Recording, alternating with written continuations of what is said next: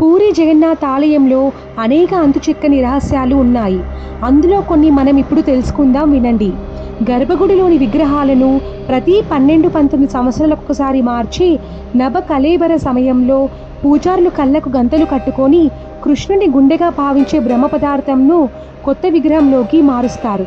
ఇది ఇప్పటికీ మిస్టరీ. గాలి వీచే దిశకు వ్యతిరేక దిశలో ఆలయ శిఖరంపై ఉన్న జెండా ఎగురుతుంది. సూర్యకాంతిలో కూడా ఈ భారీ ఆలయ శిఖర నీడ భూమిపై పడదు. సుదర్శన చక్రం, 1 టన్ను బరువున్న ఈ చక్రాన్ని ఎక్కడి నుంచి చూసినా అది మన వైపు చూస్తున్నట్లుగానే కనిపిస్తుంది. ఇక్కడ ప్రతిరోజు వండే ప్రసాదం పరిమాణం ఎప్పుడు ఒకేలా ఉంటుంది.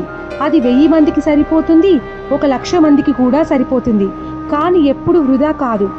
ఆలయం మీదుగా విమానాలు, పక్షులు ఎగరవు.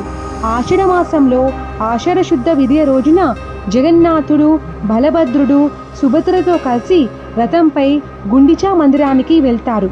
ఈ గుండిచా మందిరంలో స్వామివారు 9 రోజుల పాటు బస చేస్తారు. ఇవి కొన్ని అందుచిక్కని రహస్యాలు ఉన్నాయి.